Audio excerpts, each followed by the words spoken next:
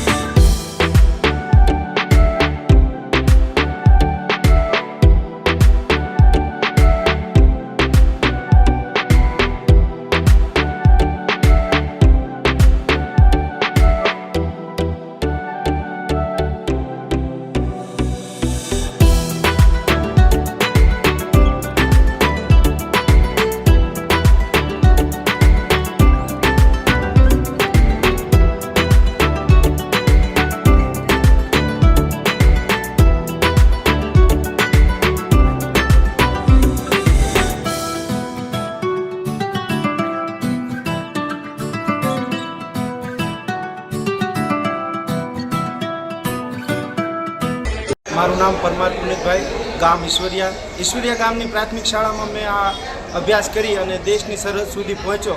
એમાં મારા ગ્રામજનો અને સરકારશ્રીની સહાય અને જે ભરતી થયા એ નોકરી પૂર્ણ કરી આજે હું વતન પરત ફરી રહ્યો છું. જ્યારે સર્વિસ કરવા ગયો ત્યારે પણ ટ્રેનિંગ પૂર્ણ કરીને જ્યારે પાછો આવ્યો તો એ ગામે મારું સન્માન કર્યું હતું. આજે 17 વર્ષ મેં ઇન્ડિયન આર્મીની સેના પોલીસની અંદર જ્યારે પૂરા કર્યા અને પાછો માદરે વતન ફરી રહ્યો છું ત્યારે ફરીવાર મારા ગ્રામજનો મારું સન્માન કરવા ઉમટી રહ્યા છે. એનો મને બહુ જ આનંદ છે.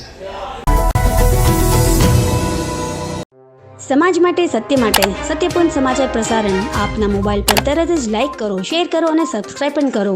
અને હા, ઘંટડી વગાડવાનું ન ભૂલશો. આભાર. સમાજ માટે સત્ય સાથે સત્ય પોઈન્ટ.